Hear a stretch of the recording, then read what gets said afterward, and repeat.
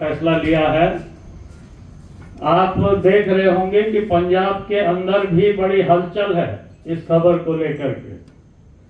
पूरे देश में हलचल है, न सिर्फ किसान जत्थेबंदियों के बीच बल्कि जो कम्युनिस्ट पार्टियां हैं, जो लोग इस देश के अंदर बदलाव की लड़ाई लड़ने की उम्मीदें रखने वाले लोग हैं, उन तमाम लोगों की निगाहें अब इस इजलास पर टिकी हुई हैं, इस एकता पर टिकी हुई हैं।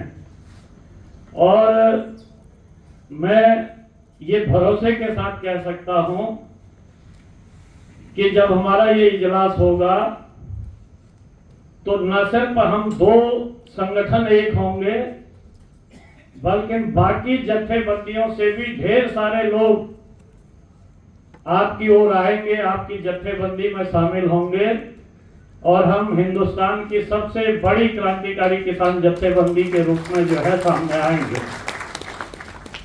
तो इसलिए इस इजलास की जो मेजबानी है वो पंजाब को करनी है और न सिर्फ मेजबानी करनी है क्योंकि पूरे देश भर से लगभग 19-20 राज्यों से 700 डेलीगेट बाहर से आएंगे। बाकी पंजाब के होंगे, हमारे वॉलंटियर्स होंगे, तमाम अन्य कार्यकर्ता होंगे। तो इतना बड़ा इजलास होना है, उसकी तैयारी हमें करनी है, उसको बहुत व्यवस्थित तरीके से हमको करना है। और लोगों के 19 तारीख को आने से लेकर के 21 को जब तक एक एक बाहर का डेलीगेट चला नहीं जाता है, तब तक हम सबकी ड्यूटी है कि हम उनकी देखभाल और उनकी जरूरतों के हिसाब से जो है उनको मदद करें। जिम्मेदारी को मजबूती से आप लोग करेंगे। साथियों ने योजनाएं आप लोगों के बीच रखी हैं, आगे भी जो है आप लोग तमाम योजनाओं पर बात करेंगे। तो मैं इतना कहते हुए ये कहना चाहता हूं कि ये जो एकता है, ये एकता आखिर क्यों है हो रही है, इस एकता की हमको जरूरत क्यों पड़ी है।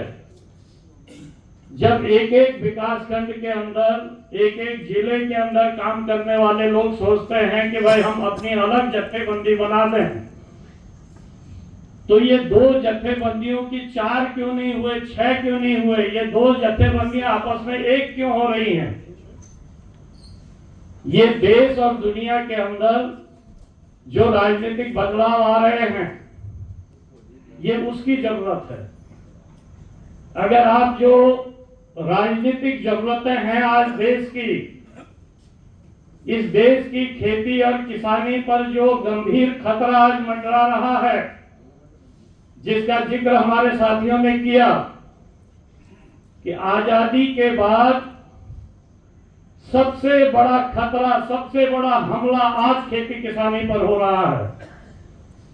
ये जो अमेरिका के साथ ट्रेड डील हो रही है सरकार की, ये नई गुलामी की ट्रेड डील है।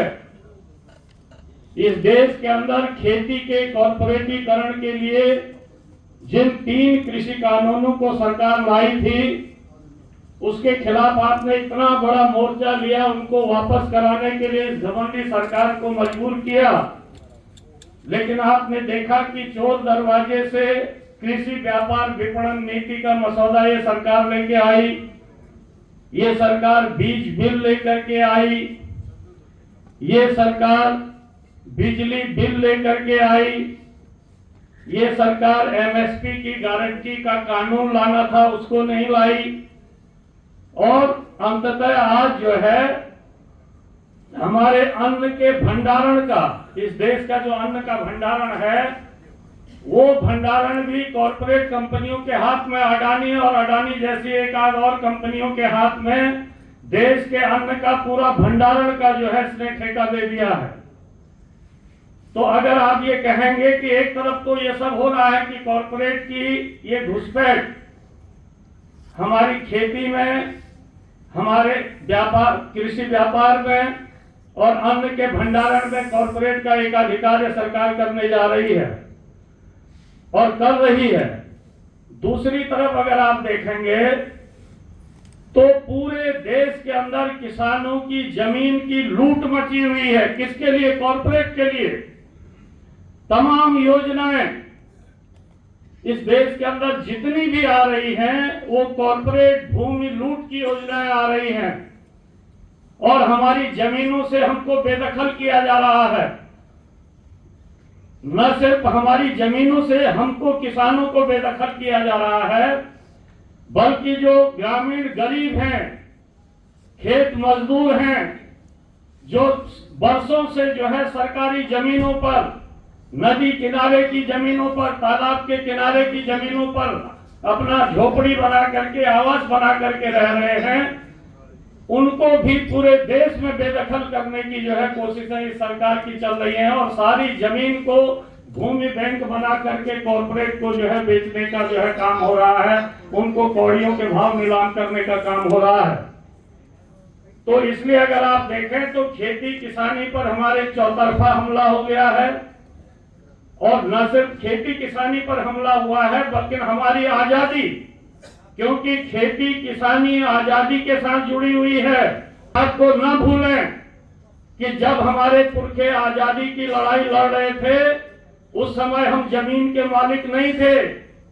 उस समय आजादी के साथ साथ पिंड पिंड में, हर राज्य में जागीरदारी विनाश का नारा गूंज रहा था कि आजादी हमको इसके लिए नहीं चाहिए कि राजे रजवाड़े बने रहे भारत के।